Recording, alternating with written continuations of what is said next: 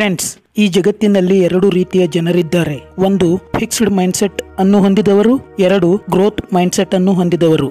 ಹಾಗಾದ್ರೆ ಈ ಇಬ್ಬರಲ್ಲಿ ಯಾರು ತಮ್ಮ ಜೀವನದಲ್ಲಿ ಹೆಚ್ಚು ಸಕ್ಸಸ್ ಅನ್ನು ಪಡೆಯುತ್ತಾರೆ ಮತ್ತು ಯಾರು ಮಿಡಿಯೋಕರ್ ಆಗಿ ಉಳಿಯುತ್ತಾರೆ? ಬನ್ನಿ ನೋಡೋಣ ಫ್ರೆಂಡ್ಸ್. ಈ ಜಗತ್ತಿನಲ್ಲಿ ಸಕ್ಸಸ್ಫುಲ್ ವ್ಯಕ್ತಿಗಳಿಗಿಂತ ಅನ್ಸಕ್ಸಸ್ಫುಲ್ ವ್ಯಕ್ತಿಗಳೇ ಹೆಚ್ಚಾಗಿ ಇದ್ದಾರೆ. ಏಕೆಂದರೆ ಅವರು ಎಂದೂ ತಮ್ಮ ಲೈಫ್ ನ ಉದ್ದೇಶ ಅಥವಾ ಪರ್ಪಸ್ ಅನ್ನು ತಿಳಿದುಕೊಂಡಿರುವುದೇ ಇಲ್ಲ. ಅವರು ಎಂದೂ ತಮ್ಮ ಲೈಫ್ ನಲ್ಲಿ ಅಚೀವ್ ಮಾಡಬೇಕಾದ ಗೋಲ್ ಗಳನ್ನು ಸೆಟ್ ಮಾಡಿಕೊಂಡಿರುವುದೇ ಇಲ್ಲ.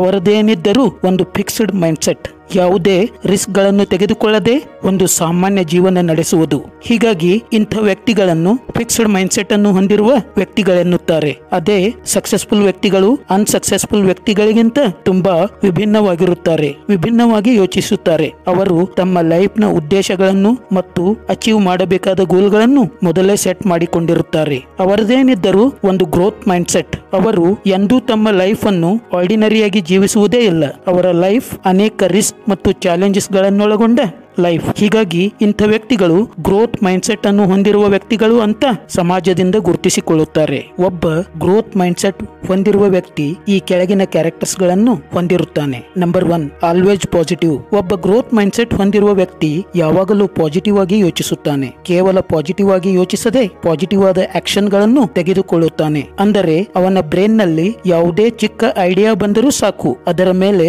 ಕೂಡಲೇ ಆಕ್ಷನ್ ಗಳನ್ನು ತೆಗೆದುಕೊಳ್ಳುತ್ತಾನೆ. ಅದೇ ಒಬ್ಬ ಫಿಕ್ಸ್ಡ್ ಮೈಂಡ್ಸೆಟ್ ಹೊಂದಿರುವ ವ್ಯಕ್ತಿ, ಅವನಲ್ಲಿ ಎಂತ ಗ್ರೇಟ್ ಐಡಿಯಾಸ್ ಗಳು ಬಂದರೂ ಅವುಗಳ ಮೇಲೆ ಆಕ್ಷನ್ಸ್ ತೆಗೆದುಕೊಳ್ಳುವುದೇ ಇಲ್ಲ. Number 2, embrace challenges. ಒಬ್ಬ ಗ್ರೋತ್ ಮೈಂಡ್ಸೆಟ್ ಹೊಂದಿರುವ ವ್ಯಕ್ತಿ ಯಾವಾಗಲೂ ಚಾಲೆಂಜಸ್ ಗಳನ್ನು ಸ್ವೀಕರಿಸುತ್ತಾನೆ. ಅವನು ಜೀವನದಲ್ಲಿ ಮುಂದೆ ಬರಲು ಚಾಲೆಂಜಸ್ ಗಳ ಅಗತ್ಯತೆಯನ್ನು ಮನಗಂಡಿರುತ್ತಾನೆ. ಅವನು ಚಾಲೆಂಜಸ್ ಗಳನ್ನು ಸಕ್ಸಸ್ಫುಲಿ ಟ್ಯಾಕಲ್ ಮಾಡುವುದರ ಮೂಲಕ ಮೆಂಟಲಿ ಸ್ಟ್ರಾಂಗ್ ಆಗುತ್ತಾ ಹೋಗುತ್ತಾನೆ. ಅದೇ ಒಬ್ಬ ವೀಕ್ ಮೈಂಡ್ಸೆಟ್ ಇರುವ ವ್ಯಕ್ತಿಯು ಚಾಲೆಂಜಸ್ ಗಳನ್ನು ಫೇಸ್ ಮಾಡಲು ಬಯಸುವುದೇ ಇಲ್ಲ. Number 3, accepts criticism. ಒಬ್ಬ ಗ್ರೋತ್ ಮೈಂಡ್ಸೆಟ್ ಹೊಂದಿರುವ ವ್ಯಕ್ತಿಯು ಜನರು ಅವನ ಕೆಲಸದ ಬಗ್ಗೆ ಮಾಡುವ ಕ್ರಿಟಿಸಿಸಮ್ ಅನ್ನು ಪಾಸಿಟಿವ್ ಆಗಿ ತೆಗೆದುಕೊಳ್ಳುತ್ತಾನೆ. ಅಲ್ಲದೆ ಅವನು ಜನರಿಂದ ತನ್ನ ಕೆಲಸದ ಬಗ್ಗೆ ಫೀಡ್ಬ್ಯಾಕ್ ಗಳನ್ನು ಸಹ ತೆಗೆದುಕೊಳ್ಳುತ್ತಾನೆ. ಜನರಿಂದ ಫೀಡ್ಬ್ಯಾಕ್ ಅನ್ನು ಪಡೆದು ತನ್ನ ಕೆಲಸದಲ್ಲಿ ಸುಧಾರಣೆಗಳನ್ನು ತರುತ್ತಾನೆ. ಅದೇ ಒಬ್ಬ ವೀಕ್ ಮೈಂಡ್ಸೆಟ್ ಇರುವ ವ್ಯಕ್ತಿ ಜನರು ಅವನ ಕೆಲಸದ ಬಗ್ಗೆ ಮಾಡುವ ಕಮೆಂಟ್ ಗಳನ್ನು ಎಂದೂ ಸಹಿಸುವುದಿಲ್ಲ. ತನ್ನ ಕೆಲಸದಲ್ಲಿ ಸುಧಾರಣೆಯನ್ನು ತರುವ ಕುರಿತು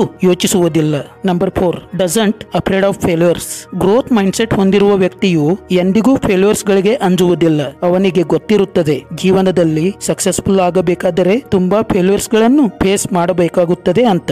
ಹೀಗಾಗಿ ಅವನು ತುಂಬಾ ಫೇಲ್ಯೂರ್ಸ್ ಗಳನ್ನು ಕಂಡು ಅವುಗಳಿಂದ ಕಲಿತು ಯಶಸ್ಸಿನ ಹಾದಿಯಲ್ಲಿ ಮುನ್ನುಗ್ಗುತ್ತಾನೆ. ಫ್ರೆಂಡ್ಸ್, ಹೀಗಾಗಿ ನೀವು ನಿಮ್ಮ ಜೀವನದಲ್ಲಿ ಯಶಸ್ಸನ್ನು ಪಡೆಯಬೇಕಾದರೆ ಗ್ರೋತ್ ಮೈಂಡ್ಸೆಟ್ ಅನ್ನು ಬೆಳೆಸಿಕೊಳ್ಳುವುದು ತುಂಬಾ ಅಗತ್ಯ ಅಂತ ಹೇಳ್ತಾ ಈ ವಿಡಿಯೋವನ್ನು ಇಲ್ಲಿಗೆ ಮುಕ್ತಾಯಗೊಳಿಸ್ತಾ ಇದ್ದೀನಿ. ಜೈ ಕರ್ನಾಟಕ.